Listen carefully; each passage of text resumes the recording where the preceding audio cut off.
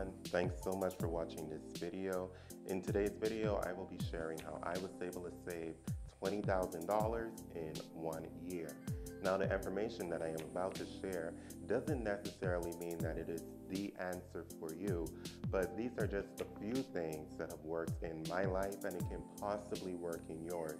So here I am sharing what I have worked on and what I have done to be able to hit that goal. So if this interests you, please continue watching this video.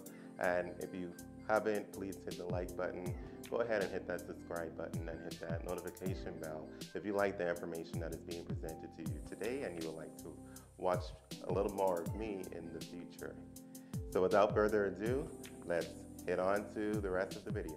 So the first thing I did once I set this goal to save $20,000 in a year was really, I had to track my finances. One thing that I've heard before, if you have a goal and you don't have a plan on how to get there or how to achieve that goal, then you will most likely fail. Basically, you're setting yourself up for failure. So how am I going to be able to save $20,000 if I'm not sure where my money is going? So literally, it's the simplest thing, and we hear it over and over and over. I did Dave Ramsey's Financial Peace, and one of the first things he taught was beginning to create a budget. How do you create a budget? You have to track where your money is going every single month. So that's what I did. I literally sat down, I wrote down a list of all of my recurring expenses, and at the end of every month, I'd have to write down exactly where my money went beyond my recurring expenses. So, and this is the thing, and this is key as to why you should be tracking your money and writing down what you are spending. In today's world, everything is so electronic and it's so easy. We have debit cards, we have credit cards, and heck, I hardly use cash myself. I use my credit cards for most purchases because of the rewards that I'm able to get. So I'm capitalizing on that. But with that aspect, it's very easy to forget and lose track of how much money you're actually spending by the time the end of the month comes and you look, it's like, wait, I really spent that much money? So one thing you have to do is track your money. For some people, it may work at doing it at the end of the month and saying, okay, I did this much. Some people weekly, some people daily. I find that it works better if I did it daily, because then I know, okay, I spent this, I spent this, I spent this. And as I'm going back to that list of expenses that are above and beyond my everyday, or I should say my monthly recurring bills, I'm able to track, okay, hey, I spent $60 more this week than I typically would spend. So maybe I do need to stay home this weekend and not go out and not buy a drink. And maybe the whole of next week, maybe I don't purchase lunch at all or purchase a meal at all, so that I can stay on the path towards saving. So for me, tracking, and that goes along with creating a budget. What's the point of creating a budget if you aren't tracking? The point of a budget is for you to stick to it. How do you stick to it if you aren't tracking? The second thing I did to help me to be able to achieve that $20,000 savings in 1 year was cutting my living expenses. Now, the way I did it may not work for everyone else, and I can't recommend that everyone does it because it was not a 100% good thing or a good experience for me. So just keep that in mind. And how I cut my living expenses, it was getting a roommate. Again, it wasn't a 100% positive experience for me. However, it did accomplish what I needed it to accomplish. And that was cutting my living expenses and allowing me to be able to grow my savings at a much quicker rate. Now, another idea that I had in the back of my head before I went ahead and I got a roommate, or I should say before my roommate reached out to me to move in together, I was looking for somewhere where it wasn't going to be as nice as the apartment I live in currently, but it was not going to have upgrades, it's not going to have stainless steel appliances, none of the luxuries except a dishwasher, because I need a dishwasher, but none of the other fancy luxuries that I actually don't need. just because I wanted to be on the lower end of the 1 bedroom price rate. And I was able to find something that was around $1,100 a month. However, getting a roommate and spending a little bit extra money, still getting a really good and affordable unit, and then basically um, splitting that rent in half, that really helped me to propel myself to achieving that goal much quicker. So that was another idea that I had if I didn't have to get a roommate. So if you are looking to cut your expenses, and if you can, I would recommend looking at something at the very least. If you're in an apartment community, maybe, and if you're in an apartment community and if you're living in a unit that's just upgraded, maybe go to a unit that does not have those upgrades so that you can save money. It's a short-term sacrifice for a long-term goal and reward. Another thing that helped a little bit, I didn't push it too much, but it definitely helped, and every dollar counts, every single one.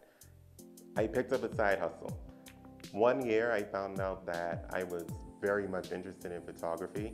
I got a pretty decent point and shoot camera, and I decided to go around where I live and just take some landscape pictures and some pictures of anything that looked like nature.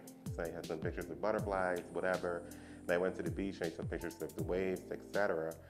And just by taking those pictures and posting it to my Facebook, just began to spark some, hey, he's pretty good at photography, even though I'm not taking pictures of anybody at that point. But people realized that I did have an eye for photography, and I began to get a little bit of work on the side. So if that's something that you may have, it may be photography, maybe you're a singer. I wish I was a singer, I'm not. Maybe you're a singer, maybe you're a very, very good speaker. All of these little things can help supplement your income. And that extra income, that can go directly into your savings. For me, I invested that income into better equipment, and getting better equipment with photography is extremely important, so that I was able to now take more professional pictures. And from making that investment, I was able to now begin to cover events. And one thing that happened with me and my photography, and I'm very thankful for, most people that I've taken pictures for have contacted me again to take pictures in the future. So I began to build a clientele. And I never thought that would happen. I did not study photography, and I just picked up on it and watched YouTube videos to learn how to edit the pictures, and watched YouTube videos to learn how to use my camera.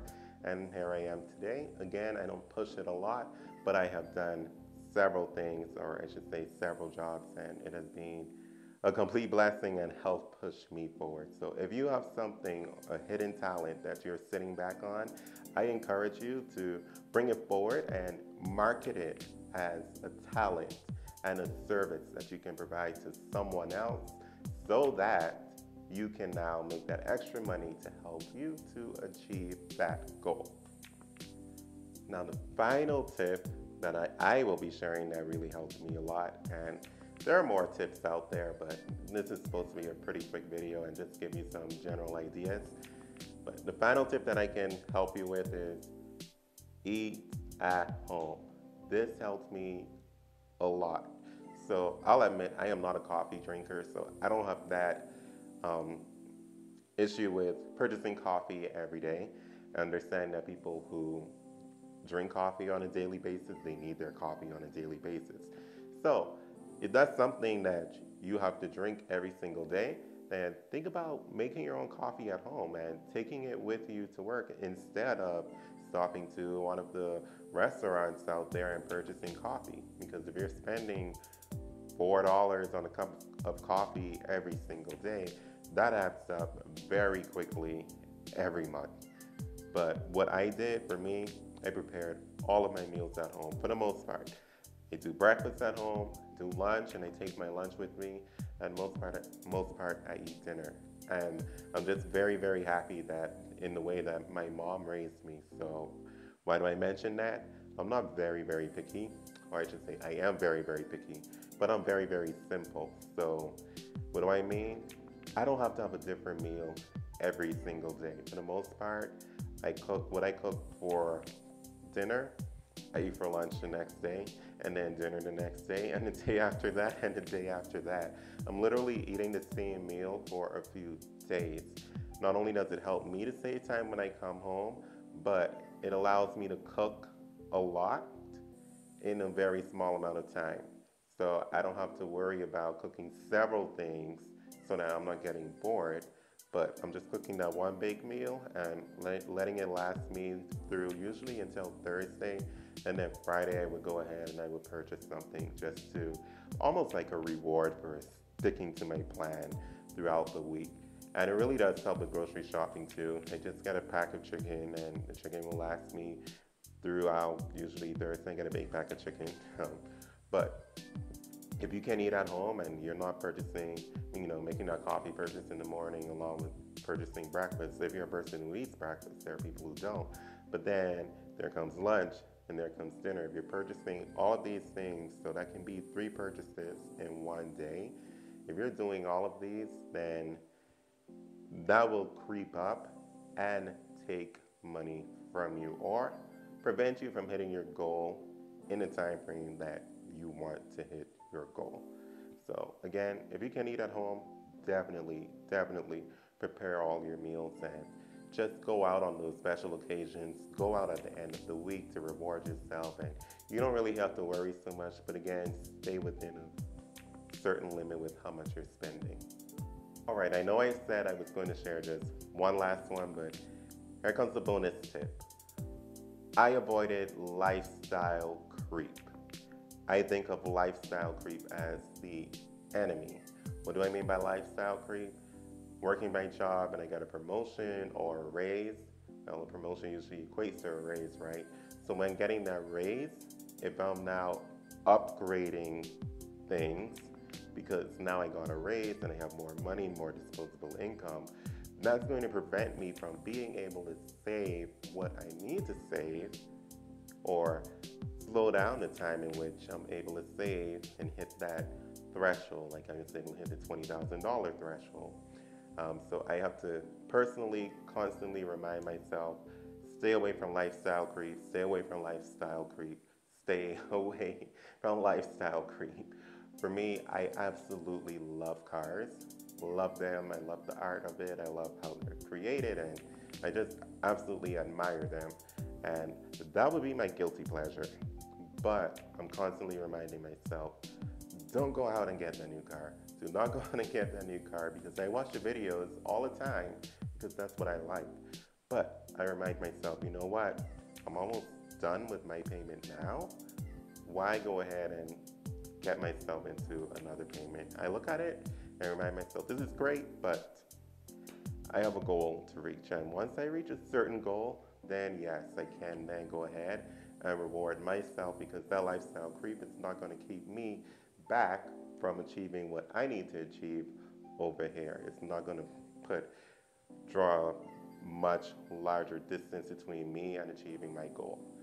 So avoid lifestyle creep as much as possible. Well, that's all I have for you guys. Thanks so much for watching this video. Again, if you like this video, go ahead, hit the like button, hit the subscribe button, hit the notification button. Go ahead and leave a comment below. And this part, I actually really want you to leave a comment below. Let me know the steps that you take to save, how you're able to save, and how long will it be before you hit your savings goal if it's the perfect world, because things will happen. It's life. Things happen and it sets you back a little bit, but you get right back on track as quickly as you can. So thanks again. Until next time.